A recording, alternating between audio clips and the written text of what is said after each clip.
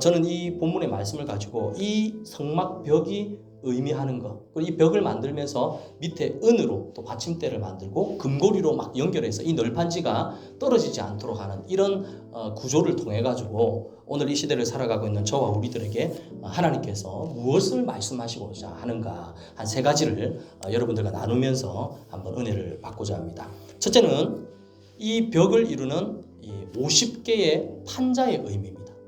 판자가 몇 개라고요? 50개의 판자를 딱 테두리에 딱딱 세요. 위에는 성막으로 이렇게 이제 덮개로 덮여 있고, 테두리로 이제 기둥만 있는 게 아니라 그걸 막는 이 성막 벽을 널판지를 하나하나 했는데 그 널판지가 50개입니다. 50개.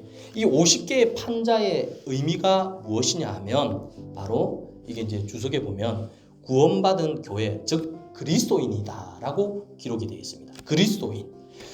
여러분 판자는 이제 모나고 단단한 이 가시나무였어요. 가시나무. 이 판자가. 그런데 그 판자를 정금으로 이렇게 쌌다고 기록이 되어 있습니다. 성막의 골격은 판자 있는데 이 50개를 모아서 성막의 그 판자를 세우고 그것을 이제 금으로 이렇게 그 판자를 입혔는데 이게 의미하는 게 뭐냐면 신약 시대 때 우리 성도들을 상징한다고 이렇게 얘기를 합니다. 하나님께서 이 판자, 이 널판지를요, 사실 저는 그런 생각을 했습니다. 좀 그때 당시에 백향목 여러분 들어봤죠? 백향목은 굉장히 좋은 나무거든요. 모가 나 있는 그런 나무가 아니라 만들면 깨끗하고 좋은 나무입니다. 근데 하나님께서 이 성막을 만드는데 왜 이렇게 가시나무, 아주 모난 이런 나무를 가지고 이 널판지를 만들려고 하는지 좀 그런 의문이 좀 들기도 했습니다. 이게 백향목으로 만드는 것이 아니라 여러분 메마른 광야에서 자라서 향기도 없고 마디마다 상처가 많은 형편없는 이 가시나무가 뭐냐면 시띠나무라거든요. 시띠나무. 아주 이게 보잘것없는 그런 나무입니다. 근데 그 나무를 이용해서 널판지를 50개 만들라고 쌓으라고 했는데 그 시띠 나무에다가 뭐로 싼다고요? 금으로. 그 시띠 나무, 모난 거예요. 금으로 싼다고 합니다. 근데 그게 오늘 이 시대를 살아가고 있는, 신약 시대를 살아가고 있는, 오늘 이 시대를 살아가는 우리들에게 의미가 있는 것입니다. 왜냐하면 우리는 죄로 말미암아 상처받고 죄 많은 심성을 품고 살아가고 있는데 하나님께서 예수 그리스도로 말미암아 우리의 죄를 어떻게 한다고요? 감싸버리는 겁니다. 감싸버리는 겁니다. 그러니 이 성막벽 속에서도 예수 그리스도의 그 사랑이 나오는 것입니다. 죄 많은 인간을 금으로 이렇게 감싼다는 것은 바로 하나님께서 우리를 덮어주신다. 예수 그리스도로 덮어주신다는 의미가 있는 겁니다. 우리가 살아가는 세상 가운데 수많은 상처를 받고 살아가잖아요. 시띠나무와 같은 존재가 오늘 저와 우리 성도님들입니다. 뜻대로 되지 않고 예상치 못한 고통과 고난이 찾아올 때 그것으로 말미암아 우리가 죽고 멸망할 수밖에 없지만 하나님께서 예수 그리스도로 말미암아 우리의 신분을 이 금으로 싸듯이 우리의 신분을 존귀한 하나님의 자녀로 바꾸어 주신 것입니다. 우리의 있는 모습 그대로는 시띠나무입니다. 가시나무입니다. 이런 존재로서는 여러분들 복음을 전하고 또 주님을 전하고 하나님의 영광을 드러낼 수가 없죠. 세상 사람들이 손가락질 하는 거예요. 너도 시띠나무야, 너도 가시나무야, 너도 뭐가 많은 사람이야 라고 하는데 우리가 금으로 입혔다는 것은 예수 그리스도의 은혜로 말미암아 우리의 모든 죄가 덮여져서 우리를 통하여 주님의 복음이 나타나게 되는 것입니다. 저와 우리 성도님들이 이런 은혜를 받고 있음을 믿으시기를 바랍니다. 그리고 성막은 항상 동쪽을 향하여 있어야 된다고 하는데 이것도 중요한 의미가 있습니다. 여러분 해가 어디서 뜨죠? 맞죠? 동쪽에서 뜹니다. 저희 집에서 딱 이렇게 아침에 새벽기도 갔다가 이제 목양실에서 조금 묵상하고 딱 가면 요즘에 해가 빨리 뜨더라고요. 저쪽이 동쪽인 것 같더라고요. 해가 쫙 뜨는데 아침마다 그 광경을 제가 요즘 들어가 보는데 너무 좋더라고요. 해가 뜨는 그 장면을 딱 보는 것처럼 우리의 시선은 주님만을 바라보고 살아가야 된다는 것을 이 성막을 동쪽 방향으로 이렇게 지어야 되는 그 의미가 있었던 것입니다. 사랑하는 성도님들, 우리의 구원은 오직 예수님밖에 없음을 믿으시기를 바랍니다. 세상을 바라보는 게 아닙니다. 주님을 바라보는 것입니다. 떠오르는 태양을 바라보고 그것을 바라보고 살아가는 거예요. 우리의 염려와 걱정과 근심이 어디서부터 나옵니까? 세상을 바라볼 때 모든 염려, 걱정, 근심들이 다 몰려오는 것입니다. 어느 성도님이 그러더라고요. 주일날 예배 시간에는 은혜 많이 받고 이제 주님밖에 없습니다 하고 저 문만 열고 나가면 내 눈에 세상이 다 보이니까 와르르 하고 다 이게 무너진답니다. 여러분, 우리가 세상 속에 살아가도 떠오르는 태양을 바라보듯이 동쪽을 향하여 우리가 해가 뜨는 것처럼 주님만 바라보고 살아가는 이 신앙이 저와 우리 성도님들의 신앙이 될 수 있기를 간절히 바랍니다. 히브리서 12장 1절 2절에 보면 너무나 좋은 말씀을 합니다. 모든 무거운 것과 얽매이기 쉬운 죄를 벗어버리고 인내로서 우리 앞에 당한 경주를 경주하며 믿음의 주요 또 온전케 하신 이인 누구를 바라보자? 예수를 바라보자. 할렐루야. 예수님을 바라보고 나아가게 되면 하나님께서 우리의 모든 고난과 아픔을 이길 수 있는 힘을 하나님으로부터 공급받을 수가 있는 것입니다. 여러분, 모난 널판지, 가시나무 같은 널판지, 시띠나무같이 연약하지만 주님의 은혜로 덮어서 살아가면 이런 은혜가 우리 가운데 있음을 믿고 주님 의지하고 나아가는 은혜가 있기를 간절히 바랍니다. 그리고 이제 널판지를 이렇게 딱 세우고 나면 밑에 이제 성경을 읽어보면 은 받침을 이제 밑에 세워라 이렇게 되어 있습니다. 은 받침. 널판지를 길다랗게 세우면 밑에 뭘 받쳐야 되잖아요. 그걸 이제 성경에 보니까 무거운 은 받침 이렇게 되어 있습니다. 무거운 은 받침. 이 무거운 은 받침이 의미하는 게 무엇인가? 그게 뭐냐 하면 그리스도의 핏값. 그리스도의 핏값. 여러분, 은 받침, 무거운 받침은 그리스도의 핏값. 어떻게 보면 교회의 기초가 되는 것입니다. 교회의 기초. 교회의 기초는요, 예수 그리스도입니다. 이 정금으로 싼 판자를 하나하나 이렇게 세우잖아요. 근데 그냥 세우면은 세워집니까? 안 세워지잖아요. 우리 의자나 이런 것도 밑에 보면 탁 이렇게 세워지도록 뭘 만들잖아요. 근데 이게 보면 은받침으로 이 널판지를 세우도록 하고 있는데 이 은받침이 바로 교회의 기초인 그리스도의 핏값이다는 것을 그 당시에 의미하고 있는 것입니다. 19절부터 이렇게 쭉 보면 그렇게 되어 있습니다. 판자 하나마다 2개의 촉을 만든다고 합니다. 2개의 촉. 판자 하나 세워지면 한쪽만 하면 어떻게 됩니까? 한쪽만 이렇게 막으면 이렇게 쓰러질 수밖에 없잖아요. 양쪽으로 이렇게 촉을 만들어야 된다고 합니다. 은받침 2개를 꽂게 만들었다고 합니다.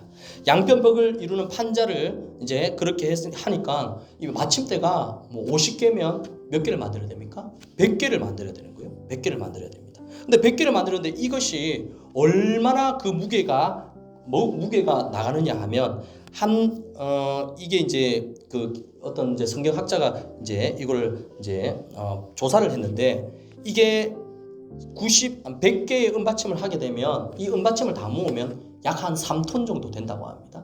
그러니 어마어마한 무게를 가지고 이 널판을 이제 지탱하는 것입니다. 그래서 이게 의미하는 게 무엇인가 하면 어떻게 보면 어울리지 않을 만큼 무거운 받침을 왜 사용했을까? 이 터는 바로 그리스도의 핏값으로 세워진 튼튼한 기초가 되어야 된다는 것을 우리에게 말씀을 하고 있는 것입니다. 이게 무엇이냐면 죄인들이 하나님의 자녀가 되고 그리스도의 몸을 이루는 이 세상에서 살아가는 그런 자가 되기 위해서는 이 기반이 예수 그리스도가 되어야 된다는 것을 말씀하고 있는 것입니다.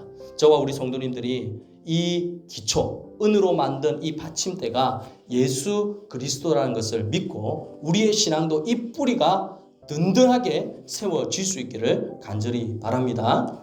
우리는 이렇게 얘기하잖아요.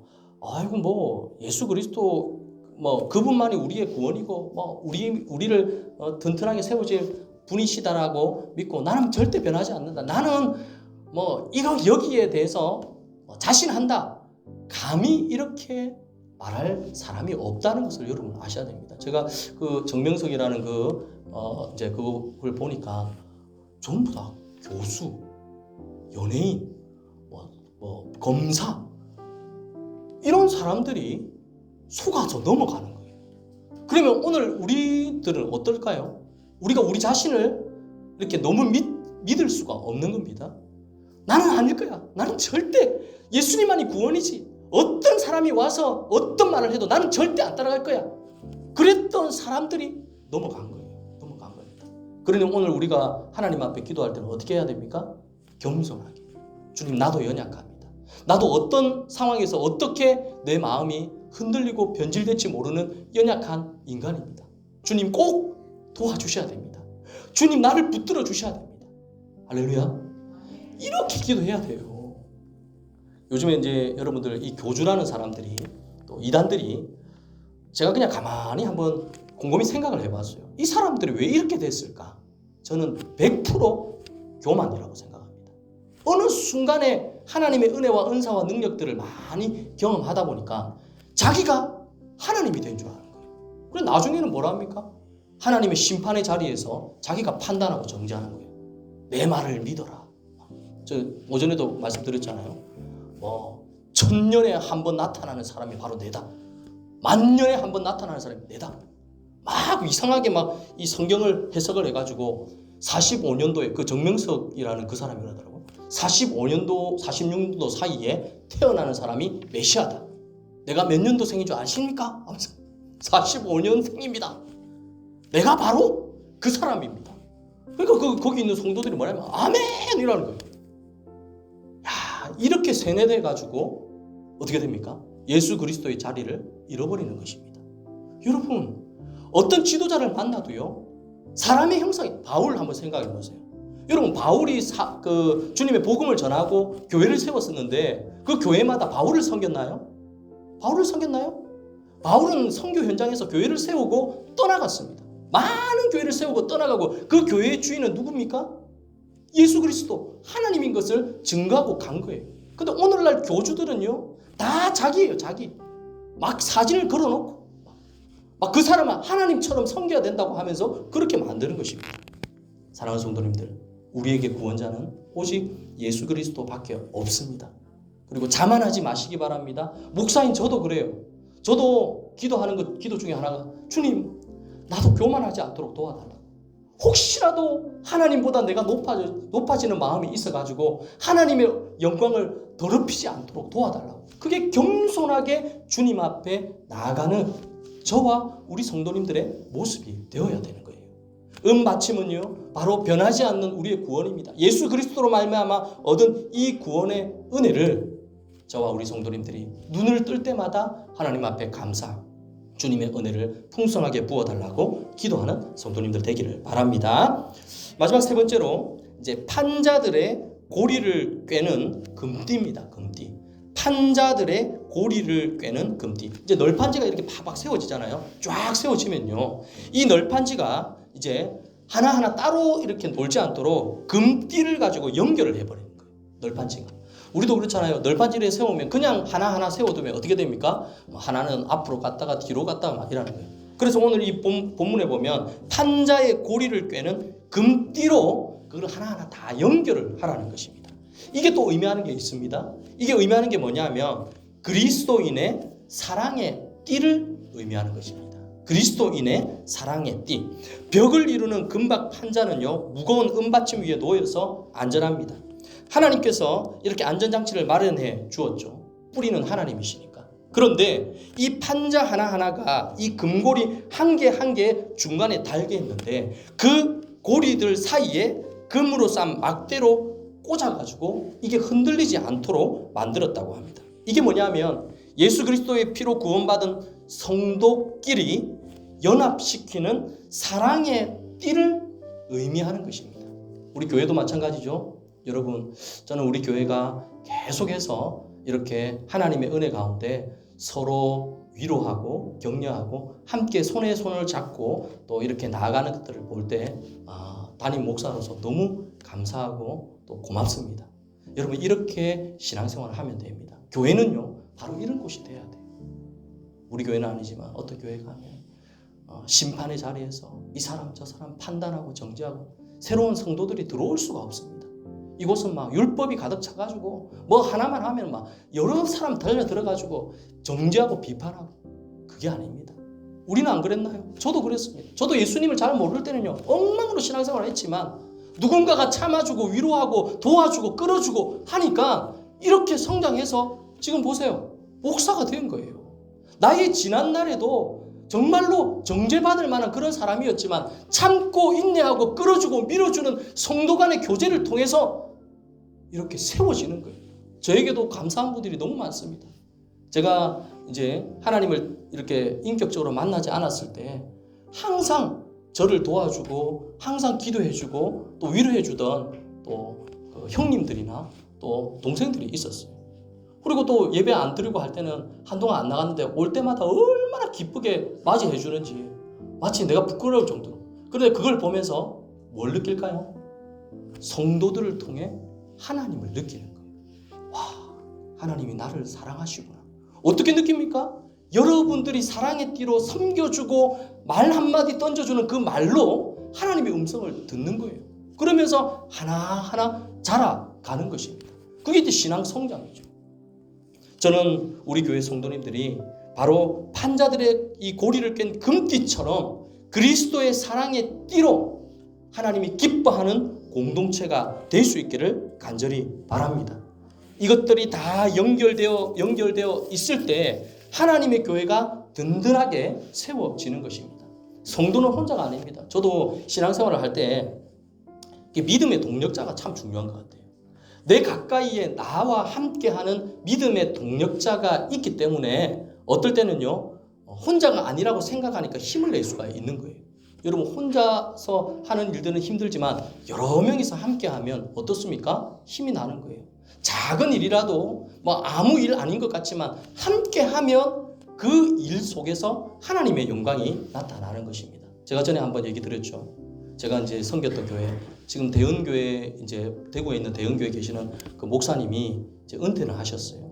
그래가지고 한번 이제 제가 그때 당시에 이제 한참 교회 그 힘들 때 같이 섬기고 했는데 그 목사님이 은퇴하시고 이제 저기 이제 어떤 일이 있어가지고 통화를 하니까 이제 목사님도 한번 이제 오시라고 초청을 했어요. 그런데 그때 당시에 제가 그때 작년이네 코로나 걸려가지고 가지를 못했었어요. 그래가지고 그때 전화 왔을 때 목사님께서 그렇게 이제 얘기하시더라고요. 있을 때 또 혼자 목회하는 게 아니라 그 목사님들이 부목사님들이 나를 많이 도와줘가지고 너무 감사했다 하는데 이거 눈물이 핑 돌더라고요. 눈물이 핑 돌더라고요.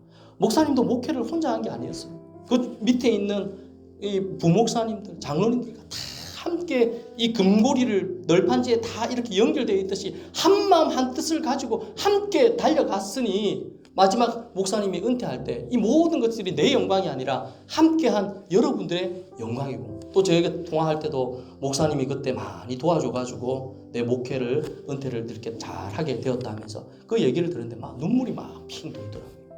마찬가지입니다. 그 목사님이 항상 목회 방향이 그랬습니다. 어떤 일을 할 때마다 작은 일이든 큰 일이든 함께 하는 게 중요하다. 그 일이 잘 안 돼도 된다. 그 일이 온전히 이루어지지 않아도 관계없다. 함께 그 자리에 있다는 것만으로도 하나님이 영광을 받으신다. 할렐루야. 이게 너무나 중요한 겁니다. 일적인 사람들, 율법주의적인 사람들은요, 그 일을 위해서 모이지만 하나님의 사람은 아닙니다. 그 일이 아니라 함께 그리스도의 사랑으로 연합하여서 주님의 교회를 세워가는 것. 이 겉으로 보이는 것은요, 건물이죠. 겉으로 보이는 것은 건물이지만 우리 속 사람이 연합돼야 됩니다. 그래서 오늘도 주일 예배를 드리고 또 성도님들 간에 대화를 하고 또 얘기를 할 때 저도 조금 뭐 지나가면서 면담하고 얘기하면서 들은 것들이 있잖아요. 다 그게 뭐냐면 함께 연합되어서 기도의 제목입니다. 오늘도 아프신 분들 아니면 또 여러 가지 삶에 얽혀있는 문제를 저와 얘기를 나누면 이 목사가 그 얘기를 듣고 뭐 할까요? 뭐 할까요? 기도하는 거죠. 기도하는 거죠. 함께 사랑의 띠로 연합되어 있는 겁니다. 혼자 있으면요, 혼자 끙끙 앓으면요, 그게 얼마나 힘든지 모릅니다. 그러나 여러분들이 가지고 있는 아픔을 누군가와 함께 나누고 여러분들이 그 얘기를 들었을 때 함께 기도하며 나아가게 되면 하나님의 영광이 임하는 것입니다. 그래서 성막벽의 의미가 이렇게 나타나는 것입니다. 세 가지를 오늘 말씀을 드렸습니다. 벽을 이루는 판자는 구원받은 자들의 어떤 형편에 있지만 금으로 싼 주님의 보혈의 공로로 덮어서 우리가 하나님의 자녀로 살아가는 것. 은받침은요, 예수 그리스도 보혈의 피를 의미합니다. 그 피가 우리를 든든하게 세우는 것이고 금고리로 서로 연결되어서 주님의 나라를 함께 세워가는 것입니다. 한 주간을 살아갈 때 우리 성도님들 이 널판지를 통해서 성막 널판지를 통해서 주시는 이 은혜를 마음에 새겨서 하나님의 은혜와 사랑을 누리며 또 한 주간도 믿음으로 승리하는 우리 성도님들 다 되기를 예수님 이름으로 간절히 축복드립니다. 아멘.